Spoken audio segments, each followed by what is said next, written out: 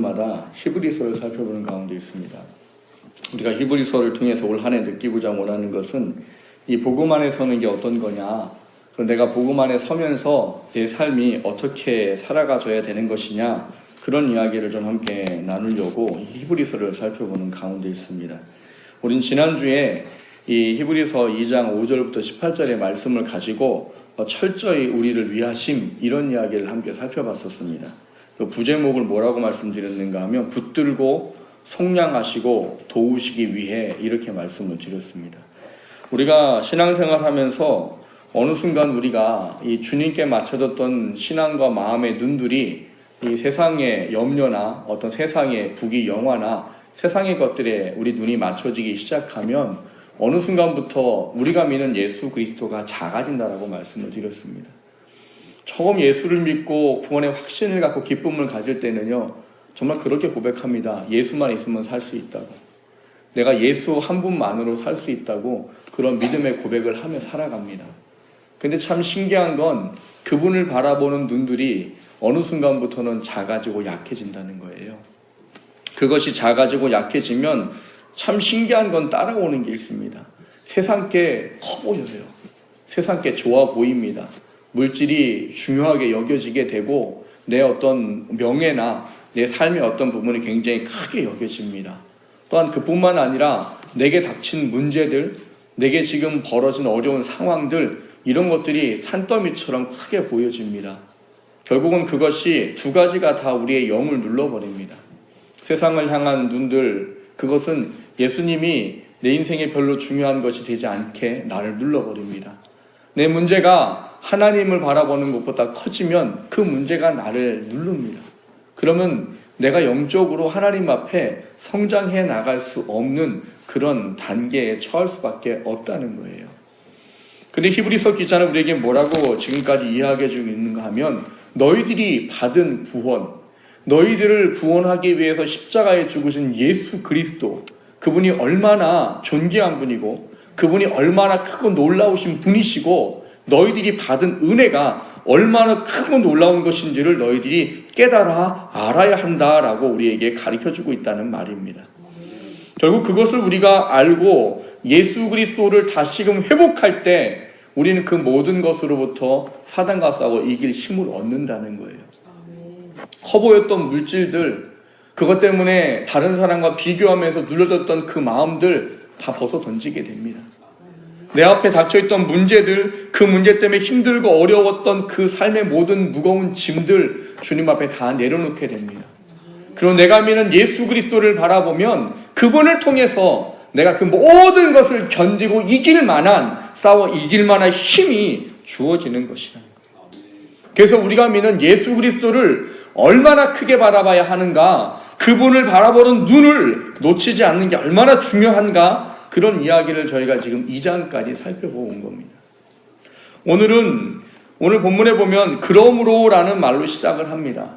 우리가 이제까지 살펴봤던 예수님의 그 놀라우심과 우리를 위한 그 구원의 은혜가 얼마나 크고 대단한 사랑인지, 그것을 기초를 두고 우리가 어떤 신앙을 살아야 우리에게 맡겨진 이 믿음의 경주를 온전히 완주할 수 있느냐, 그런 이야기를 좀 함께 살펴보려고 합니다.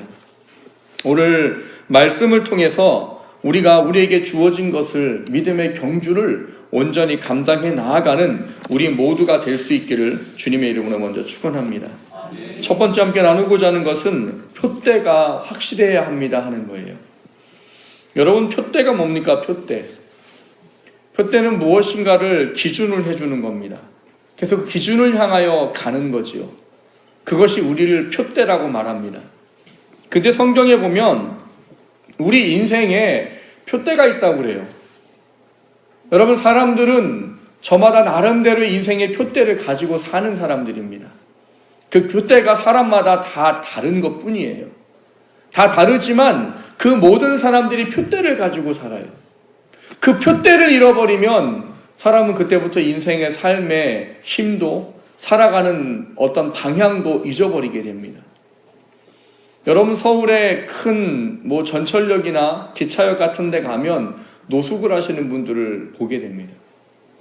그분들은요, 노숙을 해결할 방법을 가르쳐주고 그 재활할 수 있는 센터들이 있는데도요, 거기 안 가십니다.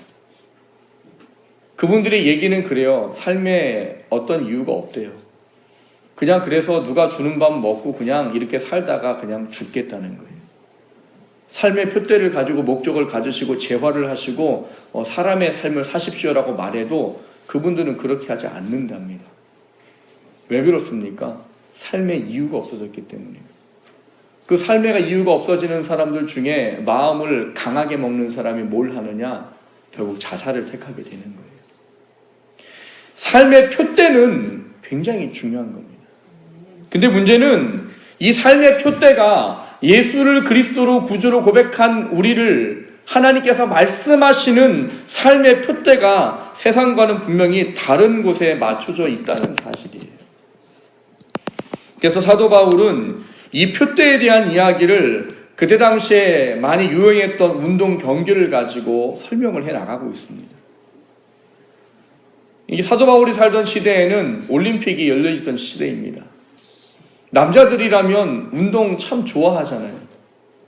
여러분 남자들, 여자들도 좋아하시는 분들 계시겠지만 여러분 월드컵 되고 올림픽 되면 만사 제쳐놓고 뭘 봅니까?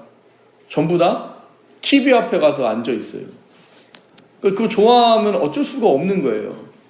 근데 우리나라 대부분 사람들이 특별히 한일 월드컵 한다, 한일 축구 한다 그러면 어떻게 돼요? 만사 제쳐놓고 다 그 TV 앞에 가서 앉아 있잖아요. 안 앉아 있는 사람을 이상하다고 말할 정도로 모든 게 다 이렇게 맞춰져 있어요. 운동 좋아하는 분들은 운동에 죽고 사십니다. 근데 남자분들은 대부분 운동 경기를 보는 거나 운동하는 것을 좋아하세요. 근데 사도 바울도 그랬던 것 같아요.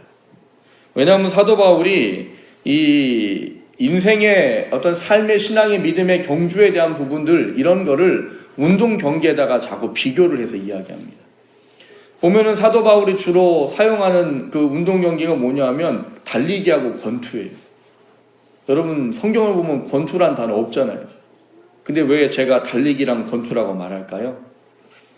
이 고린도전서 2장 14절에 보면 중요한 이야기를 합니다. 거기에 뭐냐 하면 여러 가지 이야기를 하면서 거기에 필요한 것에 대한 부분들을 이야기를 합니다.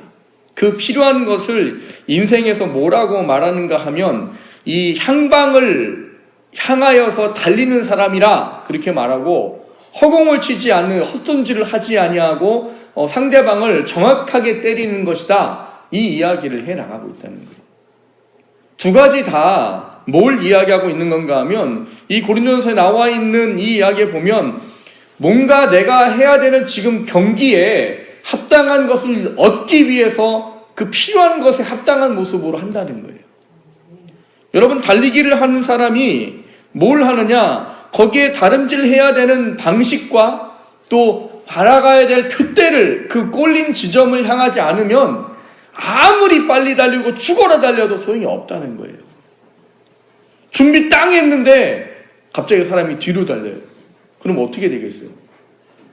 그 사람이 아무리 빨리 달려고 돌아가지고 꼴린 지점을 통과해도 이 사람은 우승을 못합니다. 권투는 왜 합니까? 격투기잖아요. 격투기란 말이 뭐예요? 사람을 때리는 거잖아요. 때려서 다운시켜야 이기는 겁니다. 근데 격투기를 하는데 그 사람 맞으면 아플까봐 이 다른 데 맞게 치면 되겠어요? 안 되겠어요? 그럼 권투를 하지 말아야죠. 권투를 하는 이유는 뭐예요? 싸워서 이기는 거예요. 그러니까 여기 이 고린도전서에 사도 바울이 뭐라고 하는가 하면 허공을 치는 것 같이 하지 말아라 이렇게 말해요. 다름질할 때는 향방 없는 것 같이 하지 말고 싸울 때에는 허공을 치는 것 같이 하지 말아라는 거예요. 향방 없이 달리면 달릴 이유가 없다는 거예요. 허공을 치면 권투를 할 이유가 없다는 거예요. 달리려고 하면 네가 가야 될 데가 무엇인지를 똑바로 알고 달리고 너가 권투를 한다고 하면 싸울 목적을 가지고 정확히 때려라 이거예요. 근데 사도 바울이 그거를 뭐에다 비유하고 있느냐? 우리의 신앙의 삶에다 비유하고 있다는 말이에요. 여러분 예수를 구주로 고백하고 믿고 하나님의 자녀가 된 사람들은 살아가는 삶의 모양에 가장 중요한 것을 우리가 붙잡고 살아야 한다라고 말합니다. 그것은 무엇인가 하면 우리가 살아가는 인생의 목적이 무엇인지를 잃어버리고 놓쳐버리면 우리는 우리의 인생의 마지막 점에 섰을 때 우리가 해야 할 말이 후회하는 말밖에는 주어지지 않는다는 거예요. 여러분, 인생을 살면서 예수를 구주로 고백하고 하나님을 아버지라 부르게 되고 예수님을 구주라 고백하게 되셨다는 것, 그것만으로 멈추시면 안 됩니다. 적지 않은 분들이 구원받은 것이 끝이라고 생각하시는 분들이 많으세요. 저는 이 말씀을 늘 할 때마다 드리는 게 구원은 끝이 아니라고 말씀을 드립니다. 구원은 끝이 아니고 완성이 아니고 뭐냐? 시작이에요, 시작. 근데 적지 않은 분들이 이 구원받은 것, 그게 끝이라고 생각하고 산단 말이에요. 구원받은 것. 여러분, 구원받은 것은 끝이 아니에요. 구원받은 것은 시작입니다. 무슨 시작이냐? 예수를 구주로 고백하고 영접하고 우리가 하나님의 사람으로 살다가 하늘나라의 영광의 자리에 오도록 하기 위한 시작이에요.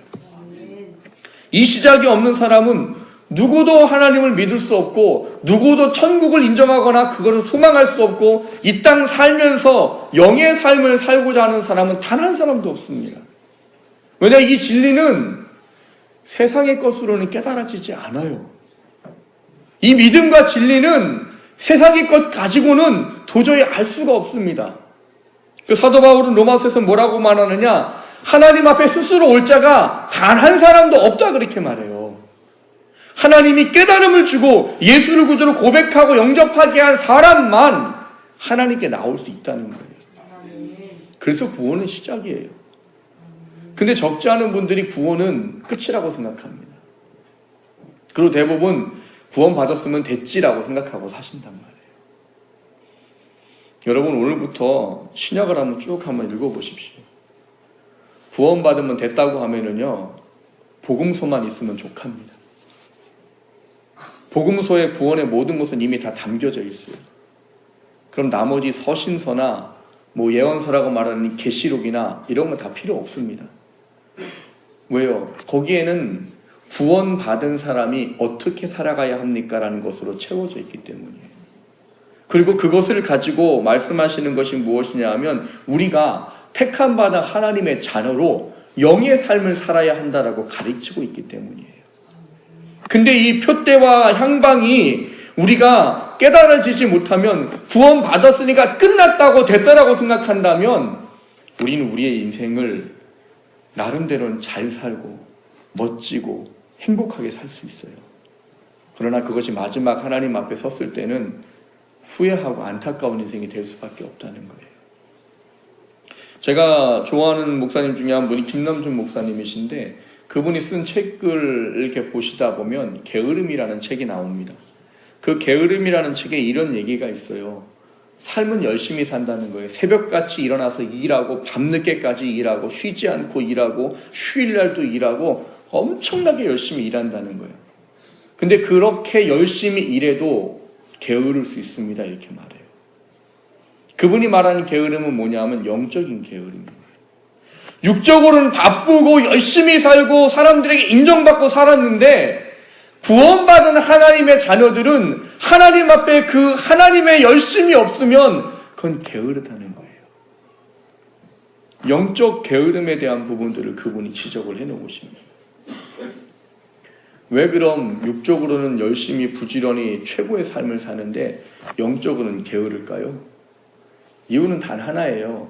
내가 살아간 내 삶의 육신의 표대가 뭐고 내가 어떤 인생을 살아야 하는 존재인지 구원이 무엇이고 구원받은 자에게 하나님께서 원하시는 것이 무엇인지 그것을 깨닫지 못하고 알지 못하기 때문에 육신을 위해서밖에 살 수 없다는 거예요.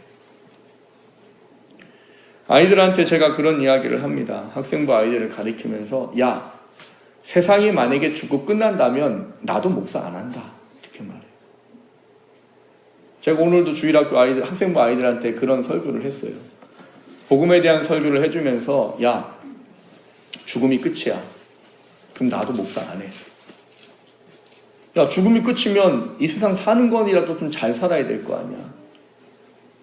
내가 주일 하루의 일과를 얘기해 줄까? 어제는 내가 1시 반에 들어가서 새벽 1시 반에 1시 반에 들어가서 5시에 일어나서 새벽 예배하고 조금 쉬었다가 지금 너희들 학생부 하고 그리고 11시에 어른 예배 드리고 1시 반에 이제 새가족반 공부하고 이제 맥성경 준비하고 7시에 맥성경 하고 그리고 그 다음날 새벽 예배 설교 준비하고 그러고 나는 집에 들어가는 거예요. 너 같으면 그렇게 살겠냐? 이 세상이 끝인데? 이 세상이 끝이고 이게 죽음이 아무것도 없다면 나도 그렇게 안 산다. 나도 우리 애들하고 좀 놀러 가고 싶고 나도 돈 많이 벌라고 해외여행 가고 뭐 하고 나도 그러고 살고 싶어. 근데 왜 나는 그렇게 안 살게? 니들이 보기에 미친 것 같지 않냐? 미치지 않고 이렇게 살겠냐? 니들 같으면 새벽같이 그렇게 하고 살겠냐? 아이들에게 그런 얘기를 해줘요. 그 아이들에게 해주고 싶은 말은 그겁니다. 왜 그런 인생 살아야 하냐는 거예요. 왜 예수님은 우리를 좁은 길 좁은 문으로 오라고 말씀하시냐는 거예요. 그게 인생의 표대라고 말합니다. 우리가 살아가야 될 인생의 표대. 구원받고 육신을 위해 사는 게 아니라 구원받고 하나님께서 말씀하신 그 삶을 살아 하나님 앞에 영광의 자리에 서라고 하나님께서 성경에 수없이 많은 것을 기록해 놓으셨다는 거예요. 오늘 히브리서도 그 이해 중에 하나예요. 여러분, 예수님 이 땅에 왜 오셨습니까? 오늘 본문의 1절에 그러므로라고 시작했다고 했어요. 지난주에 그런 얘기 나눴습니다. 예수님이 이 땅에 왜 오셨느냐? 그분은 우리를 위해서 죽음의 고통을 맛보기에 오셨대요. 그분은 우리를 대신해서 십자가에 죽고 죄에 얽매여 있는 우리를 자유케 하기 위해서 오셨대요. 그걸 위해서 모든 고난과 고통을 다 받으셨기 때문에 그분들은 우리를 도우시고 우리를 구원하시고 우리를 죄를 속량하시고 우리를 위하시기에 조금도 부족함이 없는 분이다. 그런 이야기를 나눴단 말이에요. 그 이야기를 들었지. 그러므로 내가 너한테 하고 말이 있어. 그게 뭐냐? 예수님께서 어떤 분인지 똑바로 알아라 이거예요. 그걸 아는 게 왜 중요하냐는 거예요. 오늘 히브리서 기자는 그렇게 말합니다. 예수님이 그렇게 이 땅에 오셔서 모진 고난과 고통을 우리를 위해서 다 받으셨는데 그분이 이 땅에 오신 이유와 목적을 위해서 하신 것이 있어 라고 말합니다. 오늘 본문의 1절에 보면 두 가지를 말합니다. 뭘 이야기하느냐? 예수님을 믿는 도리의 사도다 이렇게 말하고 또 하나는 대제사장이시다 이렇게 말해요. 그거를 오늘 표대라는 말씀을 가지고 이야기를 하면 예수님이 이 땅에 오신 이유와 목적이 사도로서의 사역과 제사장으로서의 사역을 감당하기 위해서 이 땅에 오셨다는 거예요.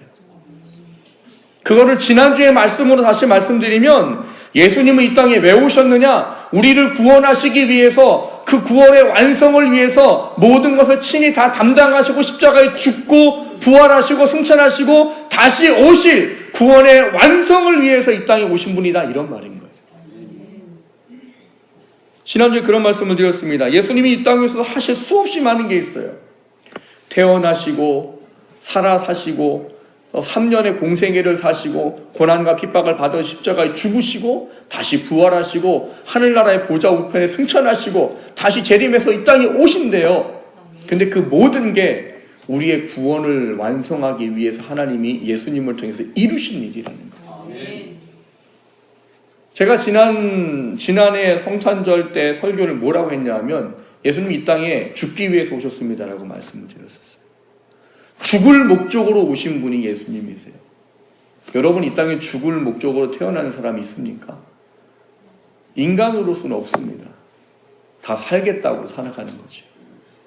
근데 예수님은 이 땅에 죽기 위해서 오셨어요. 죽는 것 자체가 목적이에요.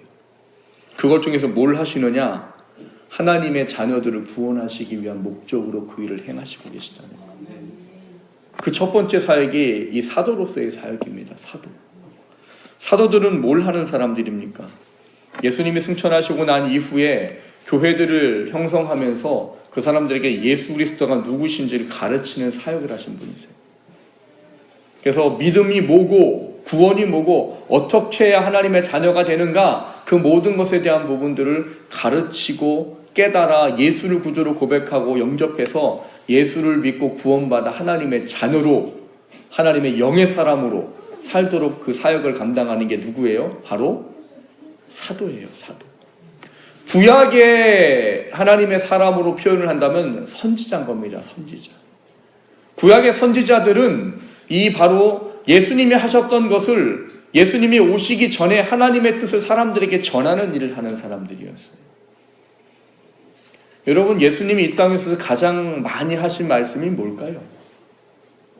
여러분, 예수님이 제일 많이 하신 말씀이 뭐겠어요? 회개하라요, 회개하라. 요즘 사람들이 제일 듣기 싫어하는 설교가 회개하라라고, 회개하라. 근데 예수님은 이 땅에서 뭘 하셨느냐? 처음 시작부터 끝날 때까지 회개하라요. 회개하라, 천국이 가까웠느니라. 내가 하늘나라의 복음을 너희들에게 전하니 회개하라, 천국이 가까웠느니라. 지옥의 형벌이 아닌 천국에 갈 수 있는 사람이 되도록 회개해라. 구약의 선지자들이 똑같았단 말이에요.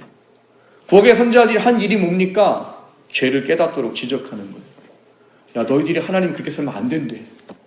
깨달아, 회개해, 돌이켜. 안 되면 하나님 너희를 치신대. 하나님 너희들이 회개 안 하면 다른 나라의 포로로 파신대. 그렇게 됐어요. 근데 하나님은 목적이 회개하는 거예요. 벌 받는 게 아닙니다. 그 죄를 지적하는 이유도 깨닫고 회개하고 돌이키기 위한 것이요, 회개 안 하면 저주와 징계를 내리는 것도 깨닫고 회개하고 돌이키도록 하기 위한 거예요. 듣는 건 아프지요. 내 죄를 지적하는 거니까. 예수님도 그렇게 하신 거예요. 회개해라, 천국이 가까우니라. 그게 예수님이 하신 첫 번째 사역입니다. 예수님은 그 사역을 어떻게 감당하셨나요? 목숨의 위협을 담당하시고 감당하셨습니다. 회개의 복음을 선포하고 잘못되어진 제사장들과 잘못되어져 있는 바리새인들과 잘못되어진 서기관과 율법사들을 이 독사의 자식들아라고 말하면서 그들의 죄를 지적했습니다. 그 죄를 지적할 때 그들이 어떤 마음 품었습니까? 예수를 죽이기로 마음먹었더라, 이렇게 되어져 있습니다. 예수님 죽을 고비를 많이 넘기셨어요. 근데 그럼에도 불구하고 뭘 하세요? 회개하라, 천국이 가까운 날이라 말을 멈추지 않으셨어요. 왜? 그게 삶의 이유요, 내가 이 땅의 목적이니까. 두 번째로 예수님에 대한 이야기가 뭡니까? 대제사장이에요. 대제사장. 구약에 우리가 만날 수 있는 하나님의 사람 중에 또 한 사람이 누구냐? 이 제사장입니다. 하나님은요, 우리가 하나님이 아버지라고 우리에게 가르쳐준 게 딱 맞아요. 여러분, 부모가 자식들을 징계하지 않으면 성경은 안 된다고 말합니다. 요즘 워낙 징계하지 않으면 애들이 자존감이 없어지고 부정적이 되어지고 긍정적이지 않게 되어지고 해서 애들 때리면 안 된다. 애들한테 말을 이렇게 막 험하게 해도 안 된다. 그렇게 많이 말해요. 물론 필요합니다. 하지만 애들한테 가르칠 때에는 하나님께서 체벌도 하라고 말씀하신 거예요. 그게 사람을 바로 세우는 길이라는 거예요. 성경에 보면 그렇게 안 했다가 결국은 육적으로 큰 다윗의 아들 하나를 소개합니다. 아도니아라는 사람이에요. 아도니아는 성경에 뭐라고 되어 있느냐? 다윗이 그를 말로도 그를 섭섭하게 한 적이 없대요. 요즘 말로 하면 뭐예요? 뭘 해도 그냥 오냐오냐 키웠다는, 어이 괜찮아 넌 최고야, 넌 잘할 수 있어, 멋져, 뭔 사고를 쳐도 잘했어, 최고야, 괜찮아, 내가 다 처리해 줄게. 근데 그 아이가 커서 나중에 어떻게 됐을까요? 하나님이 계획하신 뜻을 어기기 위해서 그거를 어그러뜨리고 자기가 왕이 돼갖고 이 나라를 통치하겠다고 모반을 일으켰다가 결국은 하나님한테 죽습니다. 인생을 살아가는 우리들에게 중요한 게 그런 거예요. 부모는 자녀들을 때로는 혼내고 때로는 매를 들 수도 있단 말이에요. 근데 여러분, 혼내고 매를 드는 이유가 뭐예요? 그거는 있습니다. 에베소서 6장에 말할 때 그렇게 말해요. 부모들아, 자녀를 노엽게 하지 말아라고 말해요. 애들한테 매를 들고 체벌을 할 때도 내 감정으로 하면 안 된다는 이야기예요. 그 아이를 회복시키고 깨닫도록 하는 목적으로 하는 것이지 내 감정대로 애들을 체벌하는 게 아니란 말이에요. 체벌을 오해하시면 안 됩니다. 성질난다고 때리는 게 체벌이 아니에요. 체벌은 확실한 이유와 그 아이들이 깨닫도록 하기 위한 것이지 분해가지고 그 아이를 때리는 게 체벌이 아니에요. 하나님이 말씀하시는 체벌은 그런 게 아닙니다. 여러분, 부모가 자녀들을 혼낼 때, 자녀들에게 혹시 매를 들 때 그런 부모가 있겠냐고요. 너 잘했어, 딱 걸려서 죽어봐 오늘. 그러고 때리는 부모가 있어요? 오냐 딱 걸렸어 내가. 너 그거 하면 내가 가만 안 둔다고 했지. 오늘 딱 걸렸어. 너 오늘 죽었어. 그거 때리면서 희열을 느끼는 부모가 있어요? 아싸. 그래서 막 때리는 부모가 있겠냐고. 없어요. 없어요. 애들 때리면 부모 마음 다 아픕니다. 근데 그게 하나님이세요. 하나님이 선지자를 통해서 그들의 죄를 지적하시지요. 그들의 저주를 말씀하시지요. 징계대로 됩니다. 근데 하나님이 원하는 건 때리는 것 자체가 아니고 저주가 징계가 목적이 아니에요. 목적은 회개하고 돌이키는 거죠. 그래서 하나님이 세우는 사람들이 제사장이에요. 하나님은 제사장을 통해서 그들이 회개할 때 죄인으로서 다가올 수 없는 그들에게 하나님께 나아올 수 있는 길을 열어주는 회복의 사람들입니다. 그리고 특별히 오늘 본문에 대제사장이라고 명명한 데는 이유가 있어요. 대제사장은 1년에 한 번 7월 10일에 지성소라고 아무 때나 들어갈 수 없는 하나님의 임재 처소에 들어가서 모든 이스라엘 백성의 죄와 부지불식간에 지은 죄, 위로부터 지도자부터 아래에 있는 모든 사람들까지 지은 모든 죄를 단 한 번에 쏟아 부음으로 말미암아 대속하는 날이에요. 그걸 누가 해요? 대제사장이 합니다. 근데 대제사장이 거기 들어갈 때 어떤 마음일 것 같으세요? 대제사장이 거기 들어갈 때는요, 죽음을 각오하고 들어가는 거. 그래서 계명의 율법에 뭐라고 되어 있습니까? 제사장 거기 들어갈 때 발에다가 새끼줄을 묶고 들어가게 되어져 있습니다. 그리고 옷에 방울이 달려 있어요. 그래서 딸랑딸랑딸랑 소리가 계속 나게 되어 있어요. 만약에 딸랑딸랑 소리가 안 나면 어떻게 된 거냐? 그 안에서 죽은 겁니다. 하나님 앞에 합당하지 못해서 죽은 거예요. 그러면 다른 사람이 들어가면 그 사람도 죽어요. 그래서 뭘 하느냐? 그 사람을 끌어내기 위해서 발에다가 새끼줄을 달고 들어가는 거예요. 나올 때까지 딸랑딸랑 소리 안 나면 죽은 거예요. 밖에서 꺼내는 거예요. 택함 받은 사람만 들어갑니다. 그런데 거기 들어갈 때 뭘 하고 들어가느냐? 죽을 각오를 하고 회복을 위해서 들어가는 거예요. 예수님이 그렇게 하셨단 말이에요. 이 땅에 오셔서 우리를 구원하기 위해서 십자가에 죽으시는데 그거를 뭐 때문에 오셨느냐? 하나님과 원수되었고 하나님과 우리의 사이가 담으로 가로막힌 것을 하나님이 예수 그리스도를 통해 단번에 허물어 버리시고 우리의 구원을 완성하기 위해서 그분을 이 땅에 보내셨다는 거예요. 그분이 이 땅에 뭐 때문에 오셨어요? 죽기 위해 오셨다는 거예요. 죽기 위해서. 죽고 모든 사람을 구원하기 위해서 오셨다는 거예요. 그래서 그분을 대제사장으로 표현하신 겁니다. 중요한 건 여러분 이 두 가지를 예수님이 이 죽는 33세의 나이까지 절대 결코 잊어버리지 않았다는 거예요. 만약에 예수님이 이걸 잊어버렸다면 어떻게 될까요? 여러분 만약에 이것 때문에 오신 예수님이 그거를 잊어버리셨어요. 내가 이 땅에 왜 왔는지 인생의 목적과 표대를 잊어버렸어요. 그럼 예수님이 어떻게 됐을까요? 제가 소설을 한번 써볼까요? 예수님이 33살 죽기 전날까지는 잘 하셨어요. 그리고 제자들하고 이 떡과 빵을 나누는 최후의 만찬을 보내셨어요. 근데 본인은 알고 계시거든요. 그래서 그분이 뭘 하셨습니까? 겟세마네 동산에 가서 기도하셨지요. 한 번 기도하고 야반도주했을 거예요.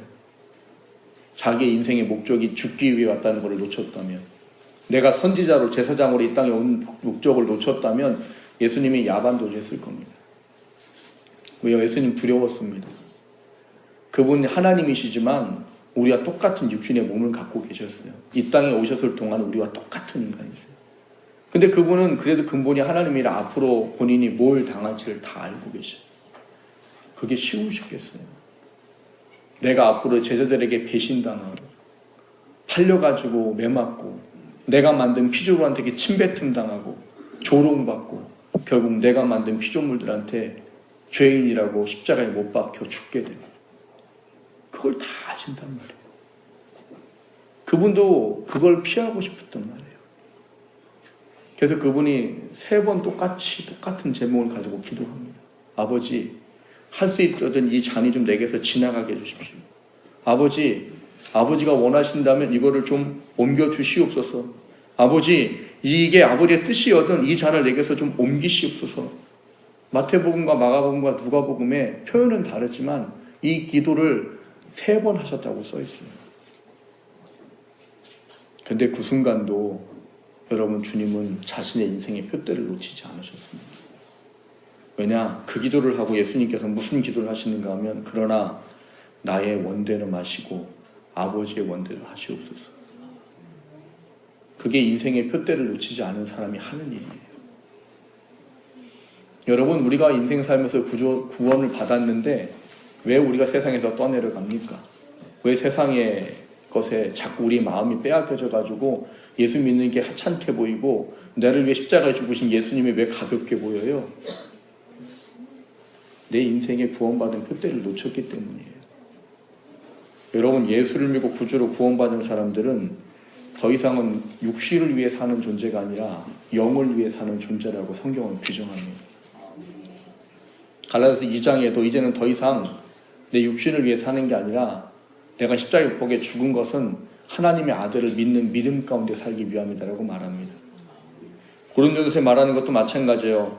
내가 십자가에 죽은 것은 다시는 너희를 육신을 위해 살지 아니하고 십자가에 죽었다 다시 살아나신 예수 그리스도를 살기 위해서 너희들을 위해서 죽었느니라고 말합니다.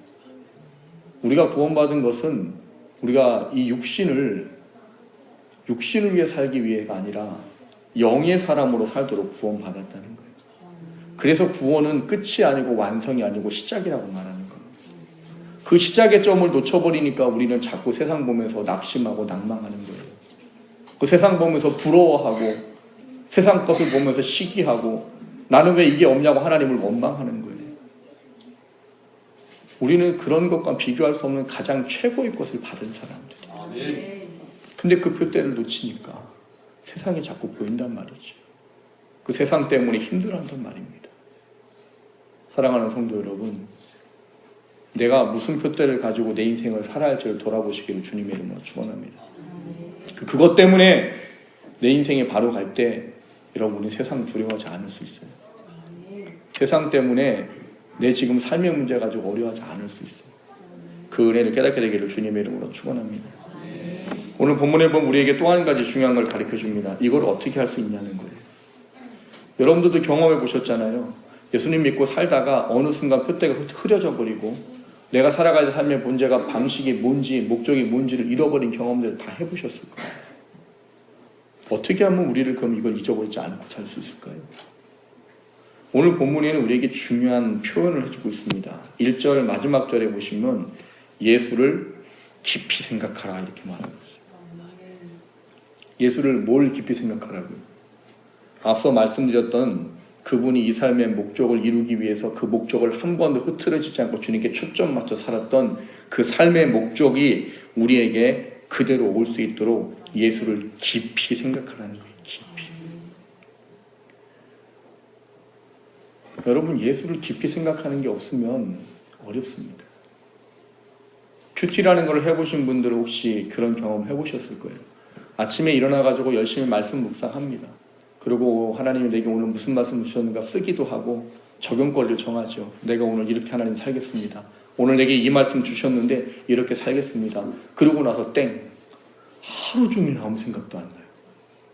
그 저녁에 와서 이제 자려고 기도하는데 오늘 말씀 뭐였지? 나 오늘 뭐 적용한다고 했었지? 그래서 큐티책 다시 봅니다. 내가 오늘 하루 종일 이 말씀 생각하지 않고 살았구나. 그런 경험들을 너무나 많이 해요. 그래서 성경 우리에게 중요한 걸 가르쳐 줍니다. 우리가 늘 깨어서 그것을 집중하라고 말하는 거예요. 예수님이 그 집중하셨듯이 우리도 집중해야지만 그게 가능하다는 말이에요.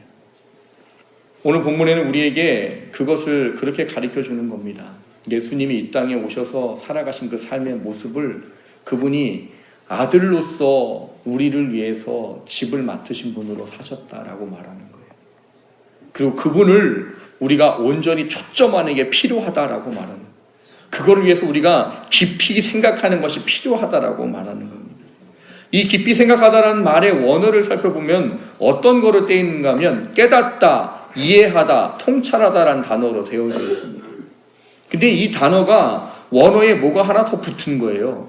뭐가 붙었는가 하면 거기에 굉장히 강한 부정, 과거, 명령형이 붙어 있다고 합니다. 뭐 말이 어려운데 다른 거 기억하실 필요는 없어요. 뭐냐면 부정, 과거, 명령이 뭐냐면 그 말한 것에 대해서 굉장하게 집중해라라는 이런 이야기예요. 깨달은 것을 잊어먹지 않도록 온전히 초점 맞추고 집중해라. 그게 바로 이 깊이 생각하라는 말의 원어의 뜻입니다. 여러분 어떻게 하면 기억할 수 있어요? 늘 순간순간 돌아보지 않으면 기억 안 됩니다, 여러분. 여러분 뭔가 중요한 약속이 생기면 어떻게 합니까? 그거 잊어먹지 않으려고 쓰잖아요. 요즘은 세상이 좋아져서 스마트폰에다가 예약해 놓잖아요. 저도 뭔가 계획이 있으면 하루 전에, 일주일 전에, 1시간 전에 이렇게 맞춰 놓습니다. 그럼 일주일 전에 알람이 뜨면 이날 이거 있지. 하루 전에 알람 뜨면 내일 이거지. 1시간 전에 알람 뜨고 1시간 있다 이거지. 그렇게 해놔요. 왜? 잊어먹으면 안 되니까. 세상 것에 대해서 우리가 그런다면 우리가 바라봐야 될 예수에 대해서는 어떻게 해야 된단 말이냐는 거예요. 여러분 예수님에게 맞춰준 초점의 눈을 놓쳐버리면 우린 세상한테 짐에 살 수밖에 없습니다. 사단에게 짐에 살 수밖에 없어요. 그분은 그거를 하지 않겠다고 피곤해도 새벽에 기도하고 피곤해도 밤늦게 기도하셨어요. 오직 자신의 초점을 이 땅에 오신 목적을 잃지 않기 위해서 하나님께 맞추기 위해서 그 모든 것을 했습니다. 그리고 본문 6절에 우리에게 그렇게 말합니다. 6절에 보면 우리가 소망의 확신과 자랑을 끝까지 굳게 잡고 있으면 이렇게 되어 있어요. 내가 받은 구원의 은혜와 내가 받은 하나님의 자녀로 살아가는 삶의 목적을 어떻게 하라고요? 소망의 확신과 자랑을 끝까지 굳게 잡으라고. 여러분 예수님 믿는 게 자랑이 되셔야 돼요. 내가 못 살고 잘 살고 이런 거에 불하면 안 됩니다. 내가 지금 어떻다는 거에 불하면 안 돼요. 내가 믿는 예수님은 자랑스러운 분이세요. 그분이 이 땅의 모든 것을 다 행하실 분이시란 말이에요. 그 확신과 자랑을, 그 소망을 끝까지 잊지 않고 굳게 잡아야 된다는 거예요. 그러면 뭐라고 말합니까? 우리는 그의 집이 될 것이다 라고 말해요. 이 이야기를 왜 하냐면 오늘 본문에 보면 예수님에 대해서 뭐라고 말하느냐, 예수님이 어떤 분이시냐, 그분이 하나님의 집을 맡은 아들이다 이렇게 말합니다. 그리고 또 한 명의 비교를 합니다. 모세를 비교해요. 근데 모세는 뭐라고 표현하느냐, 하나님의 집을 맡기는 맡았는데 종으로서 맡은 사람이고 예수님은 맡았는데 아들로서 맡은 사람이다 이런 거예요. 여러분 종들은 일을 할 때 어떻게 합니까? 여러분 회사 사장과 회사 사원과의 차이가 뭘까요? 회사 사원은 자기가 맡은 것 이상이 안 합니다. 물론 열심히 하는 분도 간혹 계세요. 간혹. 근데 그건 간혹이에요. 간혹. 할 만큼만 하는 거예요. 사장은 어떻게 해요? 밤 새워서라도 합니다. 왜? 그건 내 거니까. 그 이야기예요. 모세가 하나님에게 열심히 한 건 맞는데 그는 종으로서 했다는 거예요. 근데 예수님은 아들로서 했다는 겁니다. 뭐를요? 집인 우리를 위하는 그 모든 것을. 그래서 예수님이 아들로 했다는 말은 뭐예요? 결국은 자기를 십자가에 죽기까지 내어주신 그 모든 것을 이야기하는 거예요. 모세가 우리를 위해 죽어줍니까? 이 세상에 우리를 위해 죽어줄 수 있는 분은 예수님 한 분밖에 없으세요. 그분이 그거를 하셨다는 이야기예요. 근데 그분이 왜 자랑스럽지 않냐고요. 그분이 왜 우리한테는 왜 자꾸 세상에 비교해서 작아지냐고요. 왜 우리는 우리의 문제 때문에 내가 믿는 예수 그리스도가 점점 작아지냐고요. 표대를 생각하십시오. 그리고 그분이 내게 말씀하신 소망의 확신과 자랑을 끝까지 굳게 잡으십시오. 그거 말고는 방법이 없어요. 그거 말고는 우리가 하나님 앞에 이걸 잃어버리지 않고 세상을 이길 만한 힘을 얻을 수 있는 방법이 없어요. 원하기는 우리가 이 주어진 말씀처럼 예수님의 살아가셨던 표대를 바라보면서 우리도 그분처럼 살기를 소망하게 되기를 주님의 이름으로 축원합니다. 붙잡으십시오. 그분을 깊이 생각하십시오. 그리고 소망의 확신과 또 우리에게 자랑을 주신 그 모든 것을 끝까지 굳게 잡는 저와 여러분 되시기를 주님의 이름으로 축원합니다. 그걸 통해 우리가 주님 앞에 갔을 때 하나님께 칭찬과 영광과 면류관의 삶의 주인공이 될 수 있기를 주님의 이름으로 축원합니다. 말씀을 생각하며 같이 기도하도록 합니다.